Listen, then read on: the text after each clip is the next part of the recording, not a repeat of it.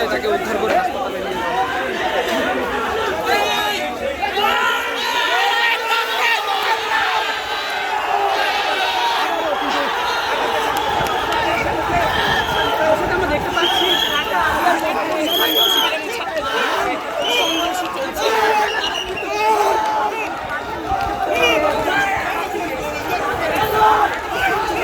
ধাওয়া পাল্টা ধাওয়া আবারও শুরু হয়েছে উত্তপ্ত আলিয়া মাদ্রাসা প্রাঙ্গণ এলাকা, এবং বলা যায় যে মাঝপথে পুলিশ ছিল, কিন্তু পরিস্থিতি কোনোভাবেই পুলিশ সামলাতে পারেনি এবং এই মুহূর্তে ধাওয়া দিয়েছে। এবং বলা যায় যে ছাত্রদল ছাত্র শিবিরের মধ্যে যে ধাওয়া পাল্টা ধাওয়া, তা আবারও উত্তেজনার অবস্থায় রূপ নিয়েছে।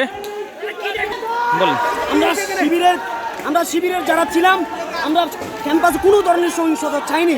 আমরা গেছি সাংস্কৃতিক একটা অনুষ্ঠানে, এখান থেকে আসার সময় দেখি সাধারণ আমরা হলে থাকি, আমরা এখানে আসছি, আমরা কোনো মারামারি করার জন্য আসি না, আমরা করার জন্য আসি না। আমার সামনে আমার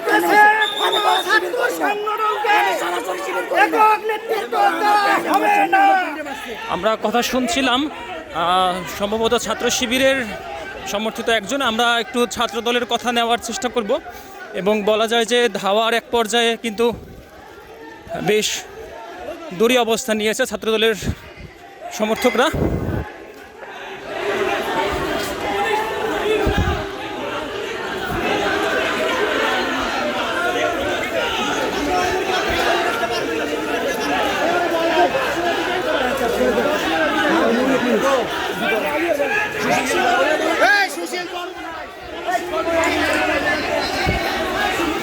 দর্শক, এই মুহূর্তে আলিয়া মাদ্রাসা এলাকায় উত্তেজনা আবারও বিরাজ করছে।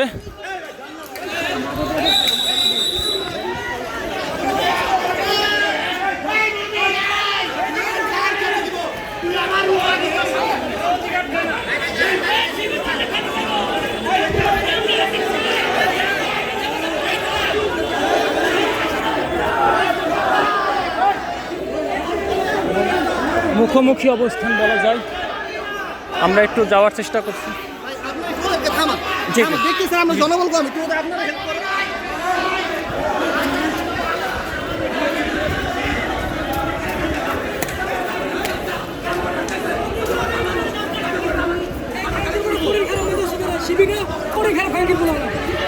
ভাইয়া, ওনারা বলছে যে আপনারা নাকি হামলা করেছেন, এরকম কথাবার্তা, আপনাদের বক্তব্য কি? সর্বপ্রথম ওনারা হামলা করেছে, এরপরে আমরা এই যে ওনাদের পাল্টা হামলা করতে গিয়েছিলাম। আচ্ছা আচ্ছা, আপনাদের এখানে দায়িত্বে কে আছে পদে কথা বলার মতো? এবং আমরা দেখছি যে অনেকেই চেষ্টা করছেন যে এই পরিস্থিতি সামলা দেওয়ার জন্য। তো আমরা হচ্ছে যে একটু দেখার চেষ্টা করছি। দেখেন, আমরা চলে যাওয়ার পরেও ওরা ইট পাটকেল নিক্ষেপ করতেছে।